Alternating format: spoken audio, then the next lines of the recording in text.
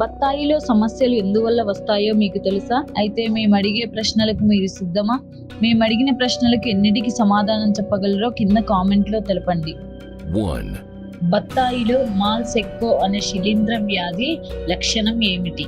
ఏ. ఆకులు వెండి రంగులోకి మారడం. బి. కొమ్మల చివరి నుండి ఎండిపోతూ విల్ట్, లోపల కణజాలం ఎర్రగా మారడం. సి. కాయలు తీయగా మారడం. డి. పైవన్నీ. Answer B. కొమ్మల చివరి నుండి ఎండిపోతూ విల్ట్, లోపల కణజాలం ఎర్రగా మారడం. 2.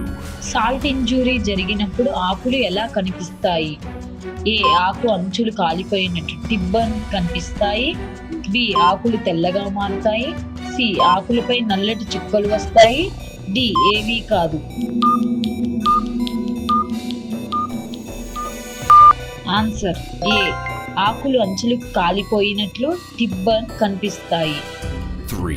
తోటలో అంతర పంటలుగా ఇంటర్ క్రాప్స్ వేటిని వేయకూడదు? ఏ. అలచందలు లేదా పెసర.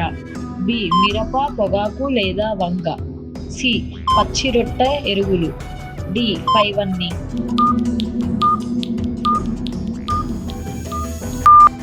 Answer B. మిరప, పొగాకు లేదా వంగ. 4. బత్తాయిలో బహర్ ట్రీట్మెంట్ అంటే ఏమిటి?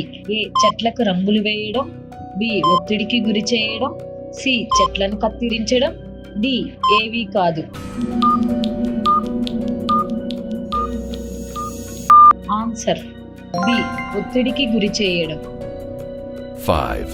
కాయ కోత తర్వాత పోస్ట్ హార్వెస్ట్ షెల్ఫ్ లైఫ్ పెంచడానికి కాయలకు దేనితో పూత పూస్తారు? ఏ. సున్నం. బి. Wax coating. సి. ఆముదం నూనె. డి. పైవన్నీ.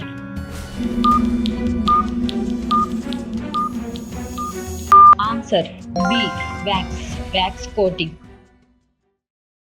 Subscribe now and press the bell icon. Never miss an update.